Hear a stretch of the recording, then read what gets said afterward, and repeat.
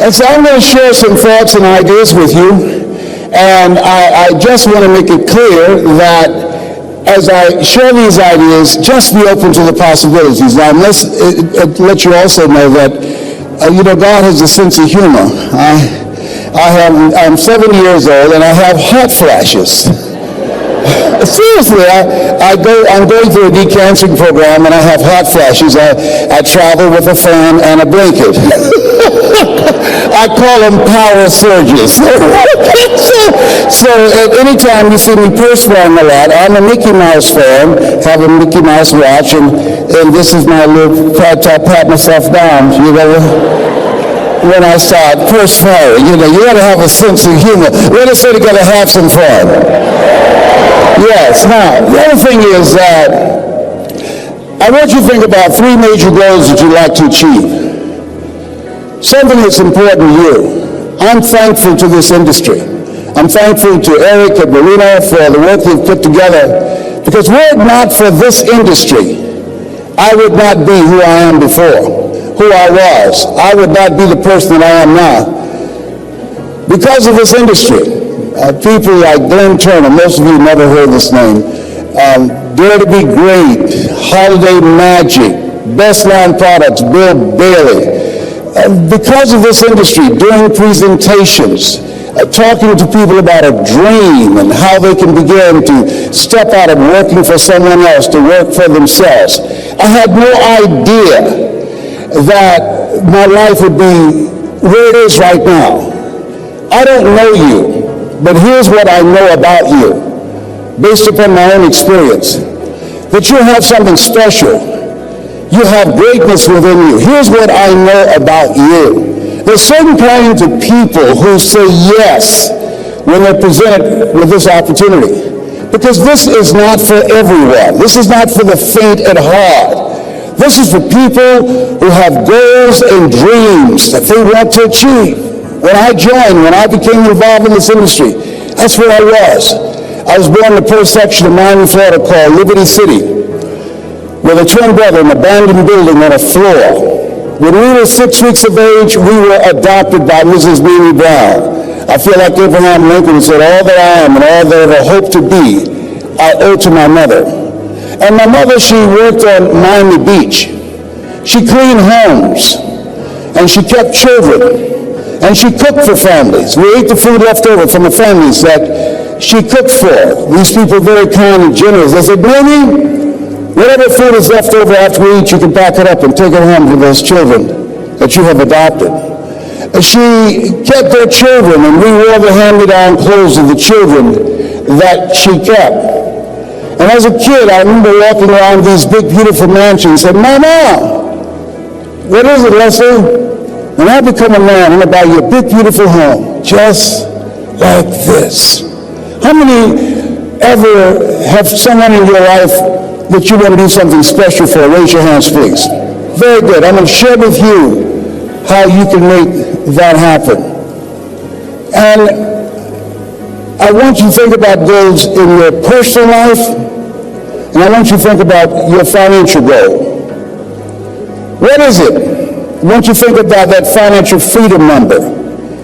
How much money do you want to earn that as a result of your earning that, it alleviates a lot of stress. As a result of earning that, it allows you to become debt-free. As a result of earning that, you'll be able to contribute to causes that you believe in, and be able to take care of family members, and be able to have more time for yourself and your family. I want you to think about your financial freedom number. When people say money won't make you happy, but everybody want to find out for themselves.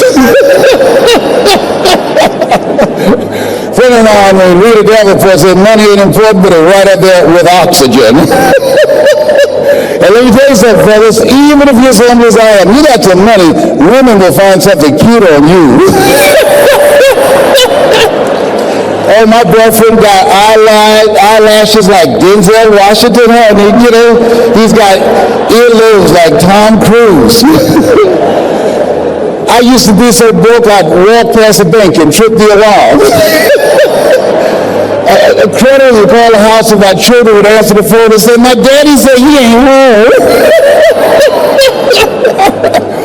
Oh my God.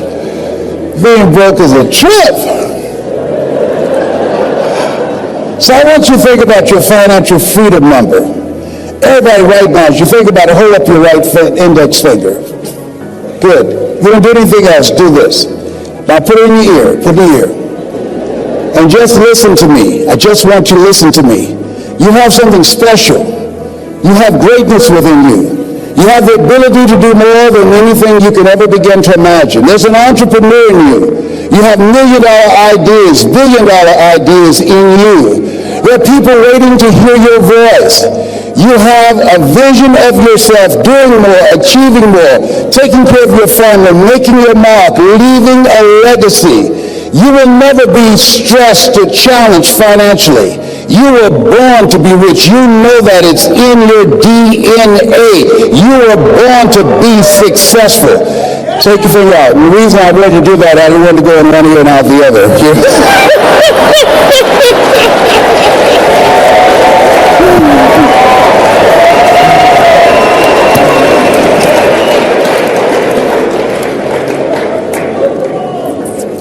As you think about your goals, us Wesley and I, which one am I, on the right or the left?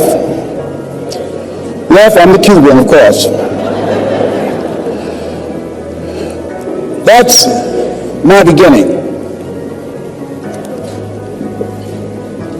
I share this with you because I want you to say something with me with power and conviction. Let us say together, it's not where you start. It's where you're going. There's some of you here who cannot afford to be here, but there was something in you that said, I can't afford not to be here. And you've got here. You showed up. There was something in you that said, I've got to make this happen. There's something in you that said, there's a bigger life waiting for me, calling my name. There's something in you that says, I'm on my way to a greater life. Give yourselves a round of applause. Yes, yes, yes, yes. And whoever brought you in the business, make sure you find them and say thank you, because they saw something. They saw greatness in you. They saw something. They saw that it factor. There's something in you. There's another part of yourself that you will never discover unless you align yourself with positive, motivated people who have goals and dreams beyond working at a job where they pay you just enough to keep you from quitting, beyond you're working just hard enough to keep from getting fired. There's something in you that says, I'm not going to go through life allowing somebody to control my financial future. There's something in you that says, I'm not going to work at a place where I have to go and ask for permission when I can go on vacation. There's something in you that says, I'm not mentally fit to work for somebody for the rest of my life. Give yourselves a round of applause. Yes, yes. And think it not strange when you have goals and dreams that you'll face the fiery furnaces of this world. Do not be surprised that family members and friends and people who should be there to encourage you and to motivate you, that they will try and discourage you. They'll call it a pyramid scheme or some kind of get-rich-quick scheme. People who can help you out and won't help you out because they know too much about you. And they don't believe, they can't see this new you. Don't allow those negative naysayers, the people who are suffering from possibility blindness, to stop you. Had I listened to them, I would not be standing here. Had I listened to them, I would not be traveling around the world, living my dreams and not my fears. There's something in you that says yes to your life, yes to a greater future. Give yourselves a round of applause. Yes, yes, yes.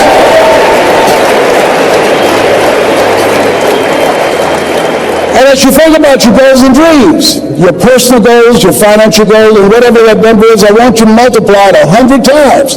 And I want to warn you, don't ask yourself how you're going to do it. How is none of your business. My favorite book says, lean not unto thine own understanding. In all thy ways acknowledge him, and he shall direct thy path. There are things you can do that you don't know right now. So don't worry about how. That's none of your business. And I want you to think about your financial contribution, but also your legacy. What will be different? This stage of my life, I'm training and teaching people how to tell their story, how to make a difference in the lives of others, how to become an effective communicator. How many would love to do that? Raise your hands, please. It makes all the difference in the world, teaching people the techniques and strategies that I learned that allowed me to build an organization with hundreds of thousands of people. This stage of my life, I'm 70. Don't I look good for 70? Come on, yeah, absolutely. And I don't use mascara, I don't use dye to cover my hair because of the fact that I have an allergic reaction to dye, but I do use mascara. My kids say, Daddy, you look distinguished with your gray hair. I said, at 70, I'm not trying to look distinguished, I'm trying to look young.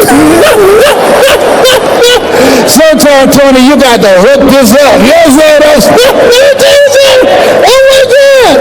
Yeah, people say, I can't believe he's doing that. Now, you're going to need a paintbrush. You're going to need a Let me tell you, I got to tell you this. I had to give this speech in the Georgia Dome called It's Not Over Till I Win. In fact, you just emailed me, go to letsridemotivation.com, and you can see it free. So anyhow, at the end of my presentation, somebody was there and said, Mr. Brown, our speaker canceled on the last minute. Said, do you have enough energy to give another speech? And I said, no, I'm tired. He said, we can pay your full fee. I said, the Lord is able. You know, Red Fox said money can't buy you happiness, but it can make a big down payment, you know? So they took me over to the Georgia World Congress Center, Ken, and when I looked in the room, people were very close to the stage. And I said, can I go to the restroom for a minute? They said, yes. I went to the restroom, and I took my mascara out. I was sweating and perspiring, getting it all touched up. And so when I came in the room, the lady wanted everybody to know that she knew me. She said, there he is, Les Brown. And I walked up on the stage, and she kissed me on the cheek, and I kissed her on the cheek and left this big black smudge on her face. I didn't know what to do, so I just sat down. So the people down front started saying, there's something on your face. And she looked at me, she said, what are they saying? I said, I don't know. Finally, one nosy lady came on there, opened up her purse, gave her a mirror. Now, nobody asked her to do that. Getting in the Kool-Aid, don't know the flavor. She looks at me, she said, how did this get here? I said, I don't know, you think maybe this rubs off? So afterwards, when I kiss you, do not be alarmed. I now use waterproof mademoiselle, all right? A brother's got to do what he's got to do. So I want you to think about your goals and dreams, your personal goals, your financial goals. Growing your organization, recruiting more people, developing your skills as a communicator. I want you to think about your social contribution. Part of what I'm doing is teaching people how to tell their story, but also teaching people that you are more powerful than cancer. I'm a 19-year cancer conqueror because of God's grace and mercy. I think that doctors should never tell someone they're terminally ill. What they should say is, my knowledge and ability to help you has terminated. Now you need to explore some other options. At this stage of my life, I'm training people how to work with young kids. How many of you have children? Raise your hands, please. I'm teaching them how to develop their mindset, how to become effective communicators, how to begin to dress like a prospect and not a suspect, how to select friends that's an asset to them rather than a liability in technology, how they can begin to use their skills and talents today rather than going out beating the pavement looking for a job. Teach them how to learn how to develop their own personal economy by doing what you're doing right now. And I believe that we can create a different future for our children when we work together to create communities of collaborative, achievement-driven, supportive relationships. And that's what you're doing here now. That's what Eric and Maria Dana wanted to do, creating communities of collaborative, achievement-driven relationships. And as you think about your goals and dreams right now, let us say together, it's possible. Yeah, say it again, it's possible. See, preparing to come up and speak to you, that was not challenging. But let me share with you what it took me years to do, was to believe that I can do it, given my circumstances. Born, abandoned, living on a floor, being adopted. If both my birth parents stood up now and said, "Hey, son," I would not recognize either one. Being labeled educated, mentally retarded when I was in the 5th grade, and put back from the 5th grade into the 4th grade, and failed again when I was in the 8th grade. Being raised in poverty, how you live your life is a result of the story you believed about yourself. And so being in the environment where I was born, that was my reality of being poor. I was stuck. How many have been stuck? Raise your hands, please. And so as entrepreneurs, as leaders, I'm going to share with you what it is you do and the power of speaking. Write this down. Distract. See, when you as an entrepreneur, when you present the business, don't go in just trying to sell people on the business. No. What your goal is to sell them on a new story. How people live their lives is a result of the story they believe about themselves. When you show up, you do what Mr. Washington did for me. Write this down. You distract them from their current story. And never forget the gentleman I eulogized a few weeks ago when I first met him. He said, "Young man, go to the board to work this problem out for me." I said, "Oh, sir, I can't do that." "Why not?" "I'm not one of your students." "Look at me." "Yes, sir." "Go to the board and work the problem out anyhow." "I can't, sir." "Why?" The other students started laughing. "He's DT. He's a twin. His brother's smart. His sister, she's smart. But he's DT. "What's DT?" "He's a dumb twin." And I said, "I am, sir." As the students laughed, and he came from behind his desk, he looked at me. He said, "Don't you ever say that again. Someone's opinion of you does not have to become your reality." And so that was a turning point in my life. On one hand, I was humiliated, but on the other hand, I was liberated. Because he looked at me with the eyes of Goethe, who said, "Look at a man the way that he is, he only becomes worse. But look at him as if he were what he could be, then he becomes what he should be." And so when you approach someone about this business, what you're doing is you are interrupting their current story. And when they come to an opportunity meeting, or when you make the presentation of what the possibilities are and how they can change their financial income, you're dismantling their limited belief system and begin to allow them to become, as Mother Teresa would say, inspired. Distract, dispute, and inspire to become like a pencil in the hand of God and start writing a new chapter in their lives. You're selling them a story of hope. You're selling them a story of possibility. You're selling them a story of controlling their own personal economy. Give yourselves a round of applause. Come on, bring your energy level up.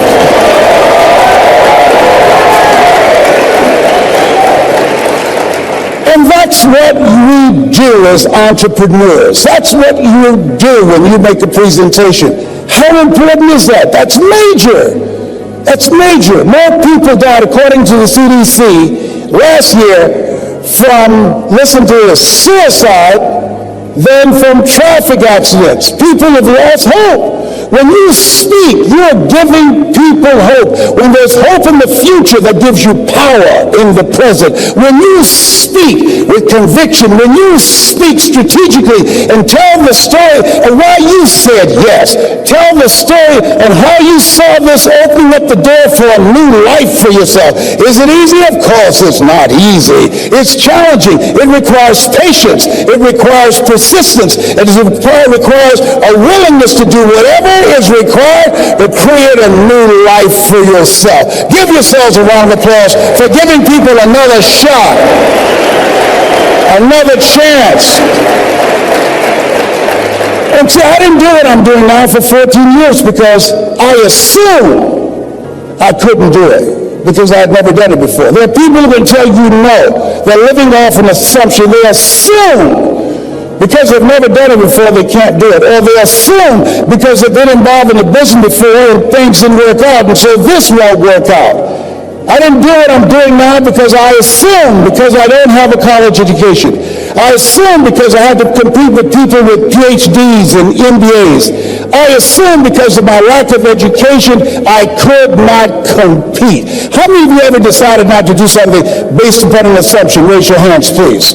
And so that's why it's important for us to be strategic and experiential and being able to tell the story to distract them from their current story, distract, dispute, break down the limited belief system, and inspire them to say yes to a new opportunity in their lives.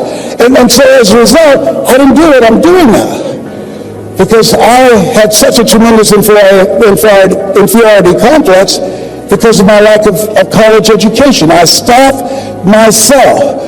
As an African proverb that says there's no enemy within, the enemy outside can do us no harm. And so as you look at yourself, as you look at your goals, and look at your dreams, it's very important that you take time every day and write this down to retrain your thinking. You got to retrain your thinking. Because how we live our lives is a result of the story that we bought into. I had to retrain my thinking because of what I saw. Studies indicating that the decisions we make in life is directly related to the things that we saw, the things that we experienced, the conversations we've been exposed to between age 0 and 5. And so as a result of that, my experience, I had to begin to engage in a process of retraining my mindset. And I didn't even know what I was doing. But this man, Mr. Siderski, I'll never forget. Leslie, come in here. Yes, sir. Look at my shoes. You can shine them better than this. I do apologize, sir. I'll do a better job. And his wife said, please don't yell at him like that. That's not nice. He's just a kid. He's only 10 years old. He should do a better job than that. He can. I said, it's okay, Mr. Siderski. And he should have yelled at me. He was a very rude, arrogant guy, but he was a kind guy, too. What I loved about him, every day he had a routine. It was this time in the morning he spent working on his mind. And I wanted to be in the office as he was shining his shoes, listening to Earl Nightingale. All of us are self-made, but only the successful will admit it. Listening to Dr. Dennis Waitley, people form habits and habits create futures. Listening to Zig Ziglar, if you give enough people what they want, they will give you what you want. Listening to Jim Rohn, when the end comes for you, let it find you conquering a new mountain, not sliding down an old one. Listening and reading the words of Winston Churchill, the truth is incontrovertible. Malice may attack it, ignorance be derided, but at the end, there it is. Reading from my favorite book, Be Not Conformed to This World, Be Transformed by the renewing of your mind. Listening to these words help to create a different vision for myself. Some of you are already doing it right now. I'm saying this is a time more than ever that you want to begin to inoculate yourself with positive words, coming to conventions, showing up in meetings, being on the calls, to make yourself unstoppable, to get out of your mind the polluting negative thoughts that's causing most people to go through life being stuck because they're volunteer victims. Somebody said that many people die at age 25 and don't get buried until they're 65 because they got so much garbage in their minds. You're here because you've got a clear vision of what you want and where you're going. Give yourselves a round of applause. Come on, bring your energy level up. Yes. Yes. You want more. You want more. You're different. You're different than everybody else. Don't worry if they don't get it. Don't try and convince people to do this business. A person convinced against their will is of the same opinion still. You are not like everybody else. You can walk outside and find pigeons, but if you're looking for eagles, it's going to take you a minute. You are different. It's lonely at the top. How many of you know it's lonely at the top? Raise your hands. It's lonely at the top, but you eat better. That's what I'm talking about. You're different. One great entrepreneur said, I choose not to be a common man. It's my right to be uncommon if I can. I seek opportunity, not security. I do not wish to be a kept citizen, humbled and dulled by having the state look after me. I want to take the calculated risk, to dream and to build, to fail and to succeed. I refuse to live from hand to mouth. I prefer the challenges of life to the guaranteed existence, the thrill of fulfillment to the still calm of utopia. I will never cower before any master, nor bend to any threat. It's my heritage to stand erect, proud and unafraid, to face the world boldly and say, this I have done. You showed up because you're building a business that you can stand and say, I did this. I did this. This is my dream. Give yourselves a round of applause. Yes, yes, yes, yes.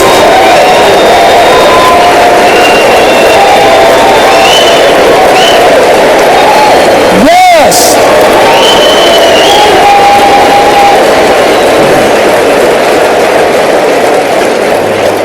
There's something in you that wouldn't allow you to stop. Dr. Howard Thurman,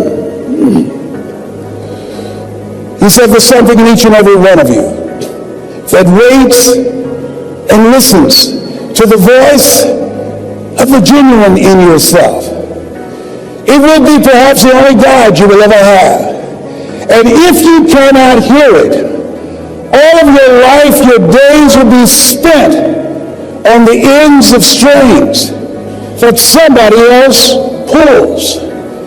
And I say to you, the reason you showed up, even though you couldn't afford to be here, the reason you drove hundreds of miles, flew around the world, there's something in you, in your heart of hearts that said, I'm not going to let anybody pull my strings. It said, I'm going to control my own personal economy. It said, I've got a dream I want to achieve. I want my children to have a choice of the kind of education that they want. That said, I am the captain of my ship. That said, I'm going to control my destiny. And whatever it takes, I'm willing to do the work. Give yourselves a round of applause.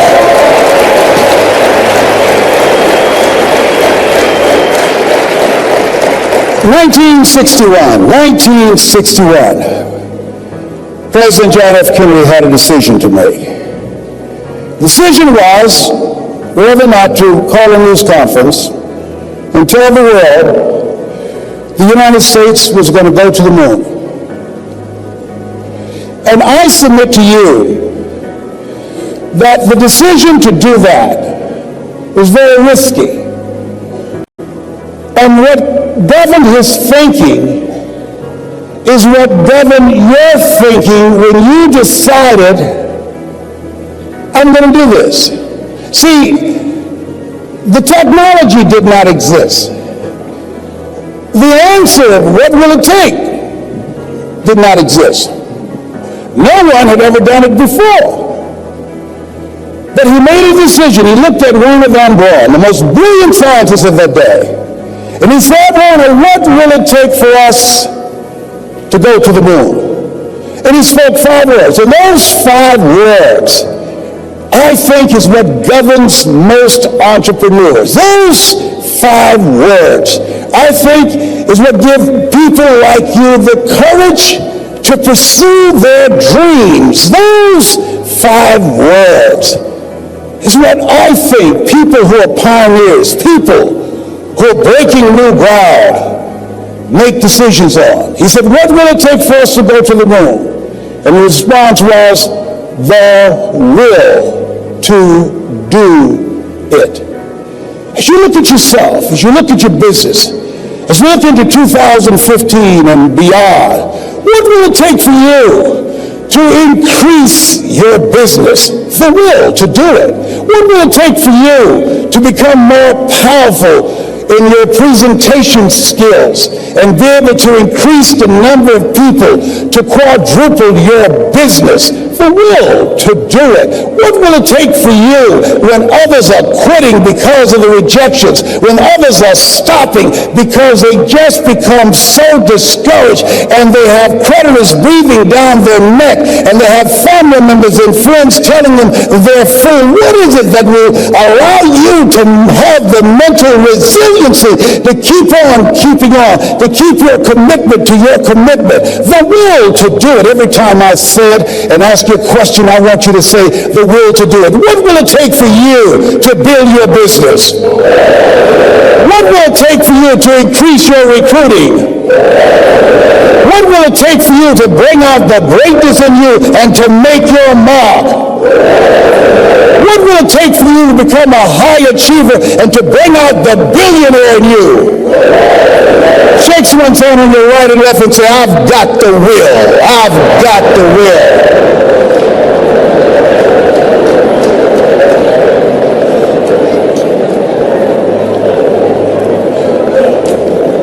Mr. Washington, this man who taught me, he said, Mr. Brown, you want to make it in life? He said, number one, develop your mind.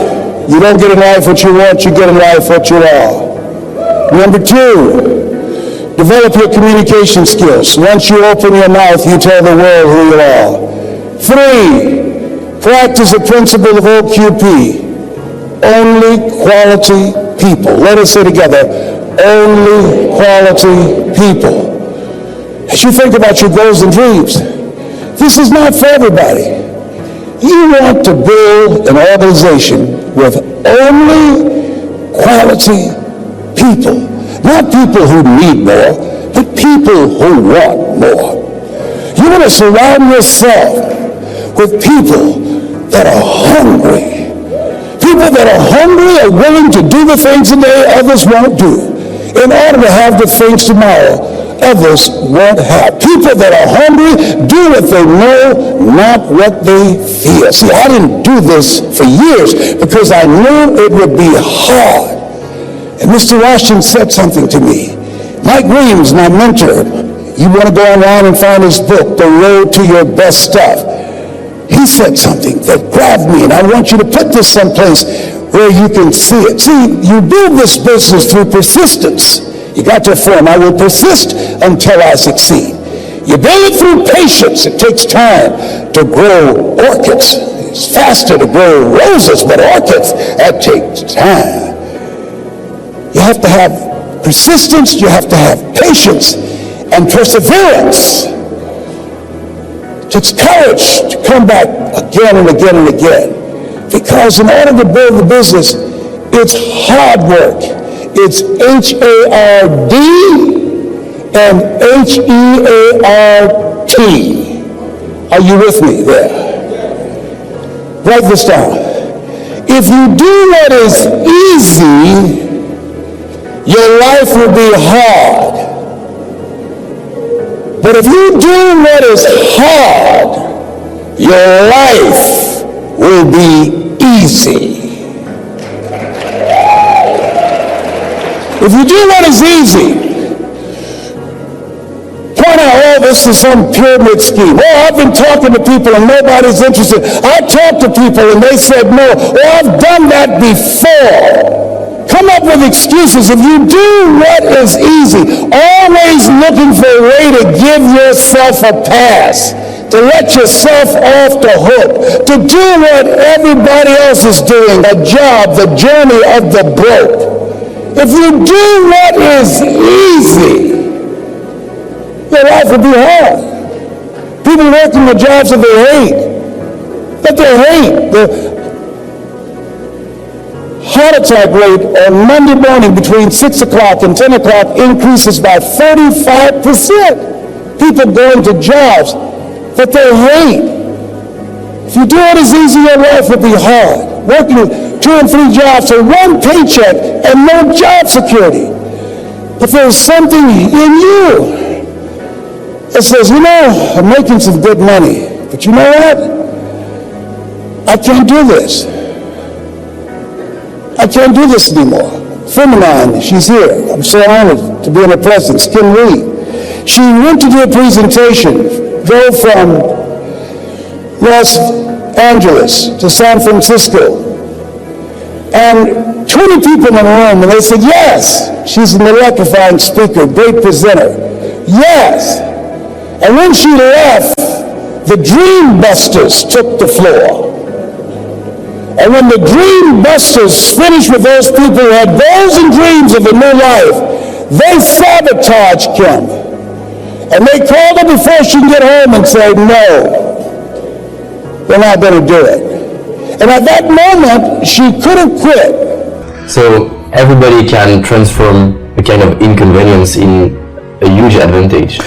Without any question, and it takes work. Now, there's no question that there are certain situations and structures around the world that don't allow people to dream. You know, I'm doing some work in South Africa right now, Johannesburg, and my first step is to help people to learn how to dream, because they were under apartheid, a form of enslavement that did not make dreaming possible.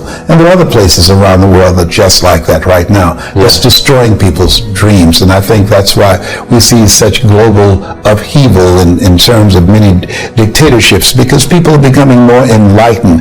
In 2007, Time magazine recognized the computer of the person of the year. And the reason it did, because it gives everyday people access to information that they never had before. And so now people, with that access of information, becoming more enlightened, and is causing a great deal of disturbance with various types of governments around the world. It's huge. My message in France, and I would like to spread that everywhere, it's you have a dream, it's possible, so take an action now. How can I help people to believe it's possible? It's an ongoing process. The faith comes by hearing and hearing and hearing. That's what my favorite book says. That you have to be an unreasonable person who's not looking at and judging the circumstances such as you see them. But you're calling forth those things that be not as though they were. And if you read the book called Change or Die by David Dushman, I will do. He said there is a person who is an unreasonable person who brings a message that it's possible and repeat that message. And there are people who hear that message who are able to relate to it and identify with it. And then they begin to move from and develop a whole approach to life with that new level of enlightenment, that as he speaks or she speaks, it begins to give people a vision of themselves beyond their circumstances and their mental conditioning, and challenging them to begin to embrace some habits that cause them to make some new choices that will help them to carve out and become the architect of their future, as opposed to becoming volunteer victims. Great. You do a lot of speeches all around the world, and you are not the only speaker. A lot of speakers. So, according to you, I'm a trainer. I'm known as a speaker, but my gifting is I started out as a trainer, teaching people how to live their dreams, teaching them how to use their voice and their story and leverage their knowledge to go from being local to being global. That's what my gifting is in. So, as a trainer, why there are some speaker or trainer who give only a kind of information, at the end you say, oh, it's interesting, and other speakers like you, according to me, and you feel something and you're not thinking about, oh, it's interesting, but I can do that. I want to take an action. I want to change something in my life. I don't know if it was interesting, but I will change something in my life. But that's the difference. Well, there are many speakers think that people are stuck because of lack of information. I always say, if information could change people, everybody would be skinny, rich, and happy. They don't need us to come in and speak. They can go online, they can Google the information. So information alone cannot create transformation. That in order to change human behavior, you have to create a significant emotional event. The materials that I provide, the training that I provide, is designed to impact a person's mind, their heart, and their spirit.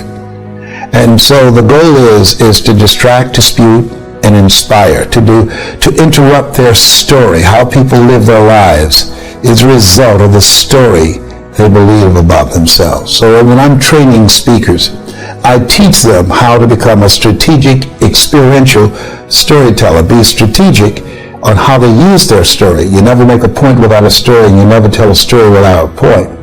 And experiential, because Oliver Wendell Holmes said that once a man or woman's mind has been expanded with an idea, concept, or experience, it can never be satisfied to going back to where it was. And so when you take that approach, to change how they think and what they feel, then you now have positioned yourself to begin to create a thirst. There's no saying you can take a horse to the water, but you can't make it drink.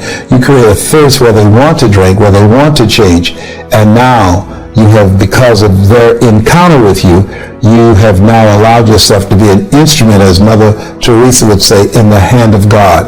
And now that person will begin to write a new chapter with their lives. So it's about how do we change the story that people believe about themselves that's been given to them by life, given to them by their circumstances. We learn between ages 0 and 5 what's available for us and what's not available for us. And based upon those experiences and the people around us and our environment, a word formulates in our mind. It's either yes or it's no. A word formulates in our heart. It's either yes or no. It formulates in our spirit. Yes or no. And there's various things that can impact the formulation of that word and the conviction behind it and how we move our lives forward. My goal, if the word is no, is to interrupt that word and to change it to a very affirmative yes. It's great. I love that. How to have a strong will. Because a lot of speakers are speaking about you have to have will, but how? Will is, that's why I talk about the mind, the heart, and the spirit. The reason we celebrate Nelson Mandela is that for 26 years, they tried to control his mind, they were able to control his body. But most importantly, they couldn't break his spirit.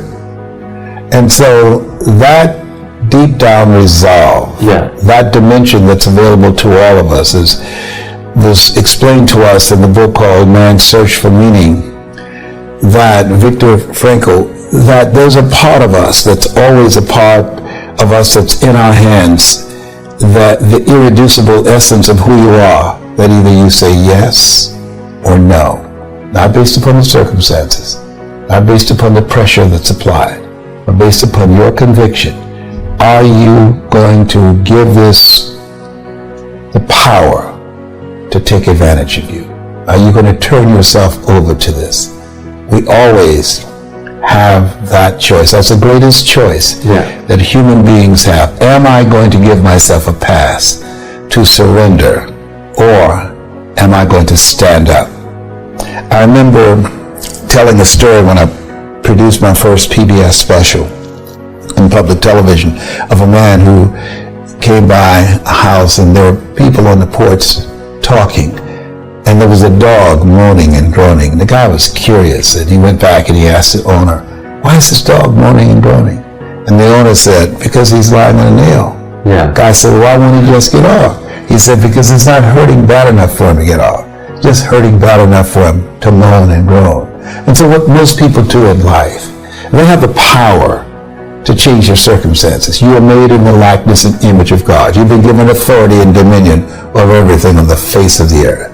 But most people rather moan and groan about the situation, show up in their lives as volunteer victims, rather than become actively engaged in doing the work necessary to change their circumstances. It's been said there are two types of people, those who work and those who watch them.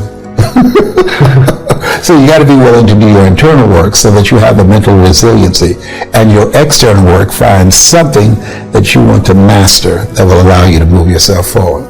Wow. So we have to, the first step is to find what we want to master. Why are you here? What's your reason for being? Why do you get up in the morning? Most people don't have a clue. To pay the bills, to keep a roof over your head. I think we have to reflect on, who am I? Why am I here? What drives me? If I died today, what 3 words would I want said about me if I died today? You know, what is it that defines me? You know, and how do I define myself? Most people allow their circumstances to define them. as opposed to defining themselves and how they're going to show up in life. And so my mission is to help people to connect with the power they have within. Glad on your back, because if you can look up, you can get up. Well, that sounds cute, but that's not easy. When I was diagnosed with prostate cancer 17 years ago, that first time that happened, I said, hey, I can handle this. Then when it came back a year later, last year, 17 years later, and this time, it metastasized to 7 areas of my body and ate 40% of my T1 vertebrae. Now the stakes are higher. It's just life saying, okay, Mr. Motivator, you beat cancer the first time. What you gonna do now? I started laughing. When the doctor told me, he said, why are you laughing? Are you in denial? I says, no. I said, I feel like Mother Teresa. He said, what do you mean? She said, Lord, I know you know how much I can bear. I just wish you would have so much confidence in me. I said, the stakes are higher. So I've got to dig in and got to fight more. Because at the end of the day, life is a fight for territory. And once you stop fighting for what you want, what you don't want will automatically take over. And so it's a fight. It's a challenge in life every day. And what we have to do is embrace it. What we have to do is see it as a project to be worked on. I read something once that I live by. It said, in life, you will always be faced with a series of God-ordained opportunities, brilliantly disguised as problems and challenges. And so I see even cancer as a gift, as a God-ordained opportunity. It is a kind of test for you to improve. It's a test, right? No test, no testimony. Yes.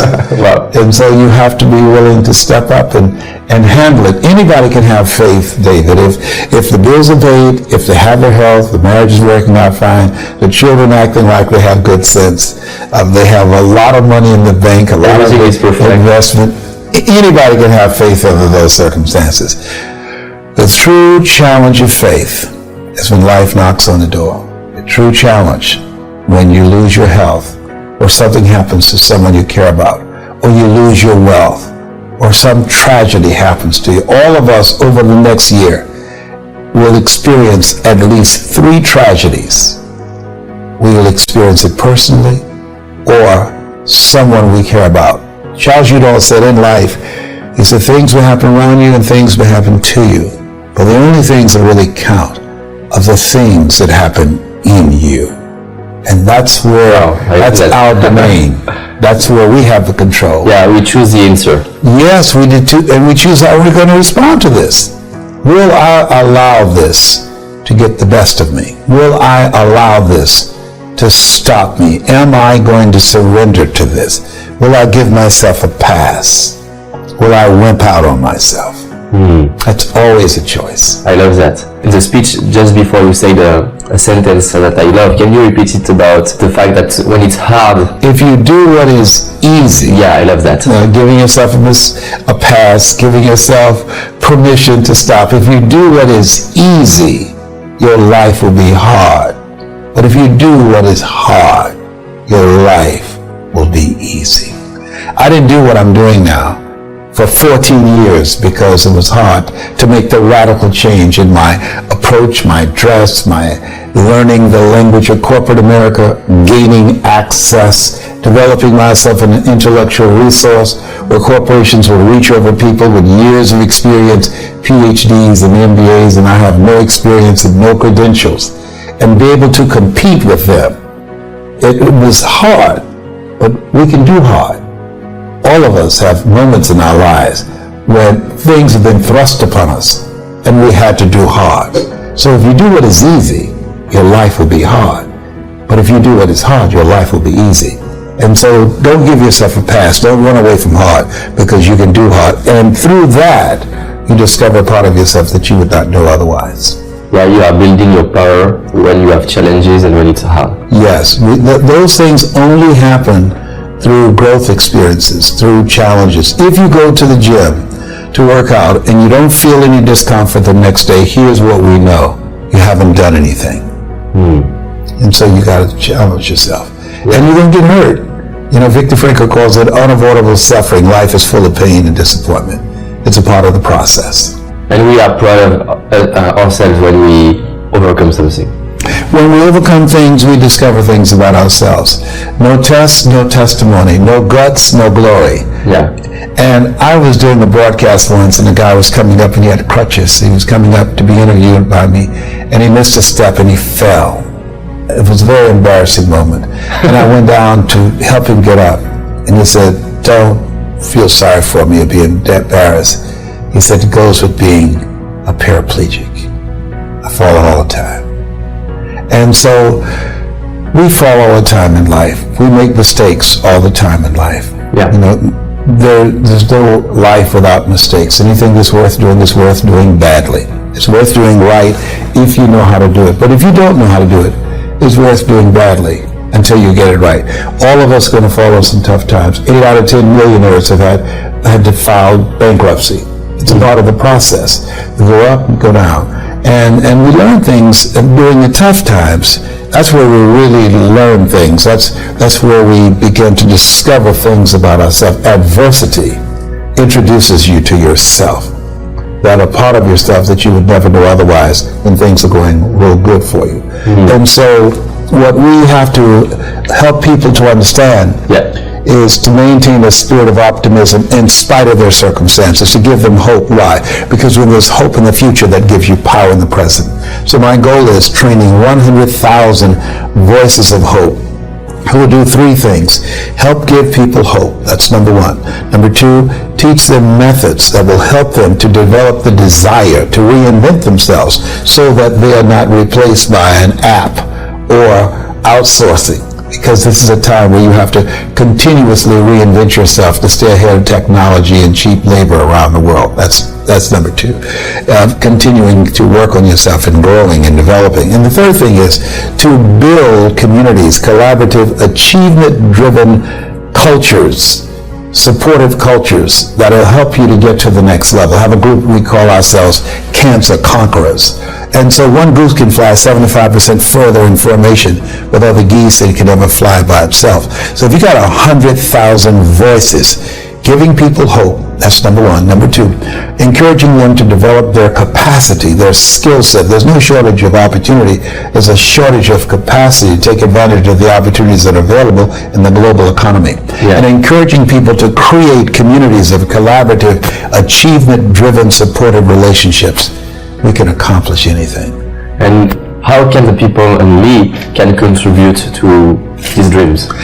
They can email me at yes@lesbrown.com, yes@lesbrown.com, and we'll be set up within a few weeks and send them out some information. But also in the meantime, what we will do is send them a video that as they watch this, they'll see the message that I'm bringing and a format. We're going to be teaching them the 7 principles of storytelling so that they can learn how to influence and impact and change lives one-on-one, small groups, or in large groups. Yeah. So with 100,000 voices, you can make a big difference in this world. Absolutely, yes. That's the goal, and because we want 100,000 voices outside of politics and outside of religion, both of which polarize and divide people. Just everyday people. I'm not an educated guy. Both my parents came in here right now. I would not know either one of them. I'm adopted. I don't have any credentials. I'm just an average person. And who I have a desire to make a difference with my life, to live a life of significance, and to live a meaningful life, and to help others who have a desire to do the same thing. Yeah.